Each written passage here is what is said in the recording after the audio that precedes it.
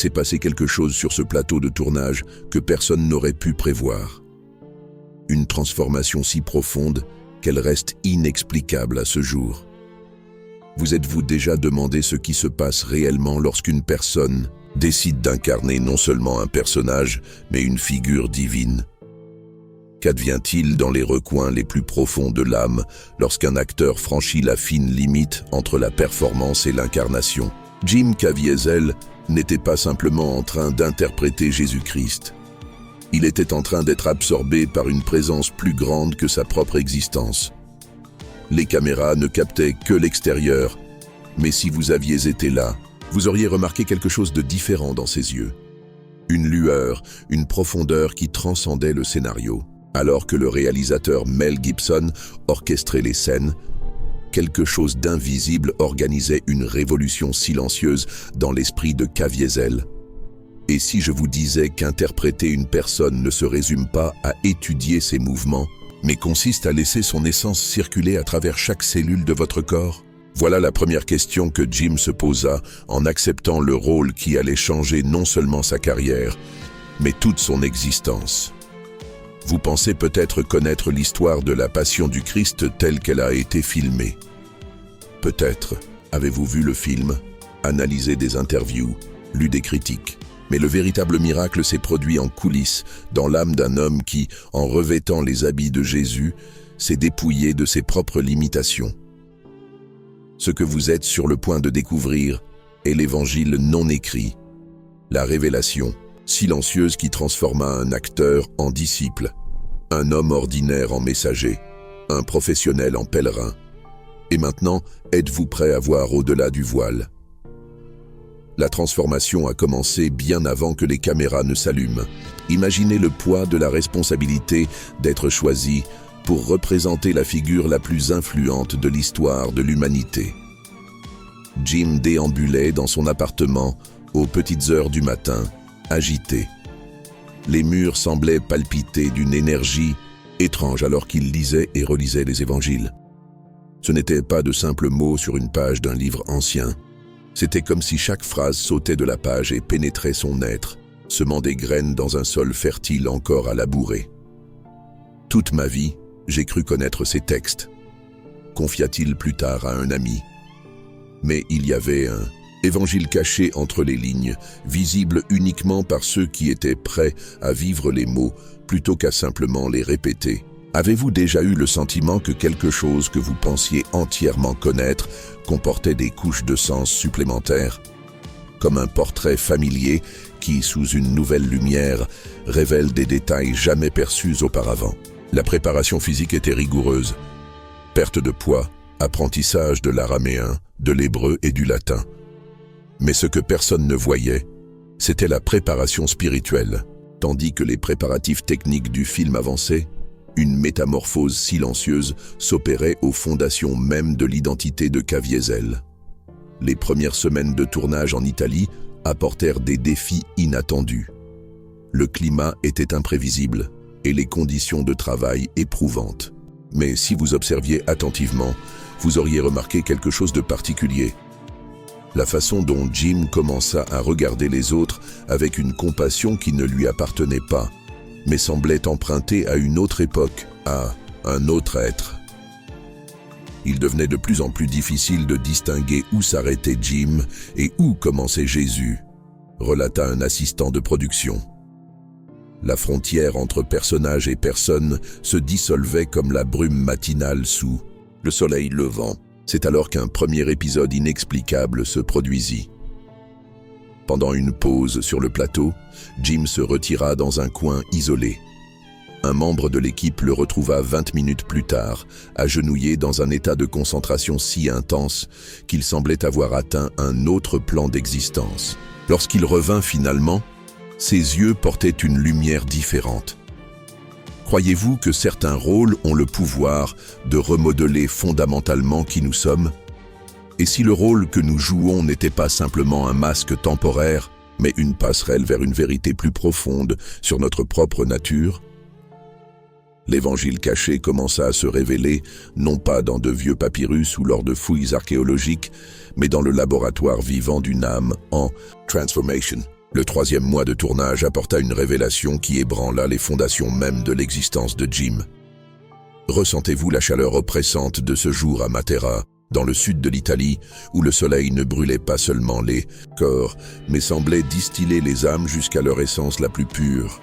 C'était comme si un voile avait été déchiré, confessa Jim des années plus tard. Pas de haut en bas, comme dans un temple, mais de l'intérieur vers l'extérieur, en commençant par mon cœur. La scène n'était pas particulièrement dramatique, juste Jésus enseignant les béatitudes. Mais tandis que les mots s'écoulaient, Jim ressentait quelque chose qui transcendait la simple récitation. Chaque syllabe résonnait comme une vérité absolue, et non comme des lignes décorées d'un scénario. C'était comme si les mots étaient prononcés pour la première fois à travers lui, et non par lui.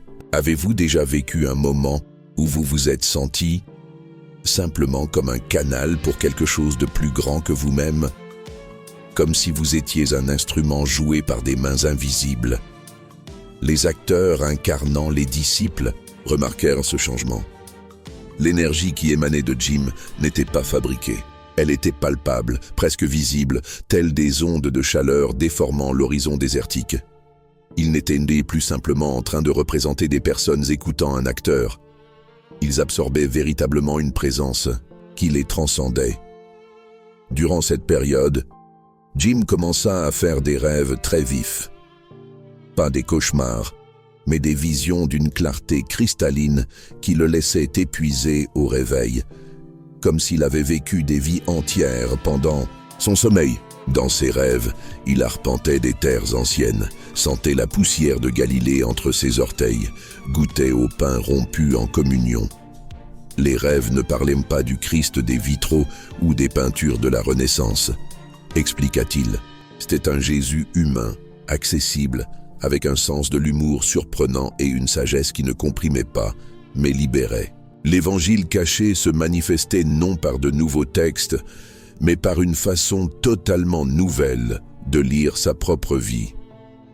Jim commença à voir des paraboles dans les événements quotidiens, des métaphores dans les interactions les plus simples et des leçons dans les défis de la production. L'équipe remarqua qu'il commença à résoudre les conflits sur le plateau avec un calme déconcertant. Là où il y avait autrefois de la frustration, il y avait désormais de la compréhension.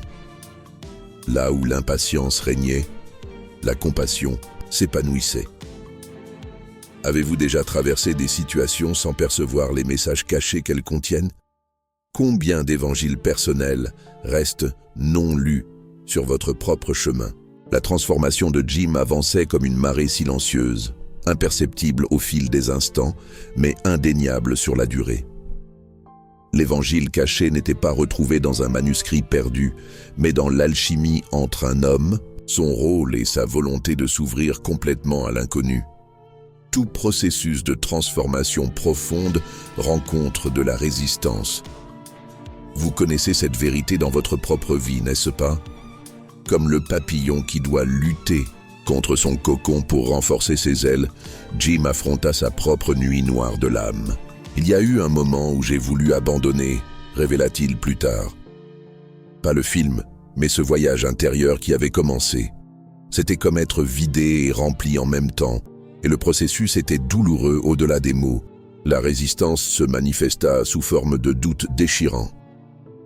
Qui était-il pour incarner une telle figure? Est-ce qu'il profanait quelque chose de sacré ou canalisait-il réellement une vérité supérieure? La frontière entre une humilité sincère et une fierté déguisée devenait de plus en plus ténue. Avez-vous déjà ressenti le poids d'un appel qui dépasse vos propres forces? Cette sensation troublante d'être confronté à quelque chose qui vous attire tout autant qu'il vous effraie. Le 4e mois de tournage coïncida avec une série de coïncidences inexplicables. Des inconnus s'approchaient de Jim aux moments les plus inattendus, partageant des histoires personnelles de transformation ou lui remettant de petits objets, un vieux chapelet, une médaille usée, une page d'un livre de prière. C'était comme si l'univers m'envoyait des messagers, commenta Jim. Chaque rencontre semblait minutieusement orchestrée pour répondre exactement aux questions que je me posais à cet instant précis. La crise culmina lors du tournage dans une ancienne grotte. Entre deux prises, Jim s'éloigna et trouva un recoin isolé au milieu des formations rocheuses. Là, seul avec ses pensées tourbillonnantes, il vécut ce qu'il décrirait plus tard comme une rencontre avec le silence absolu. Dans ce silence assourdissant, l'Évangile caché révéla son noyau le plus profond. Il ne s'agissait pas d'accumuler de nouvelles révélations théologiques, mais d'adopter une toute nouvelle forme de présence. Ce n'était pas une question d'amasser plus de connaissances sur le divin, mais de se permettre d'être connu par le divin.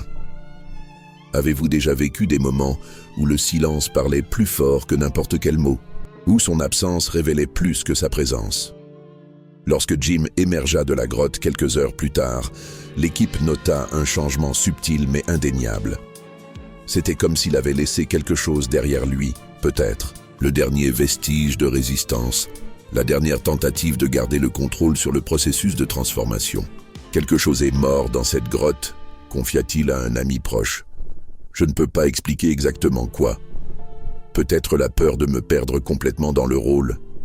Et, paradoxalement, c'est en acceptant cette dissolution que j'ai découvert une version plus authentique de moi-même. » L'Évangile caché n'était pas simplement découvert, il était vécu instant après instant, choix après choix, abandon après abandon.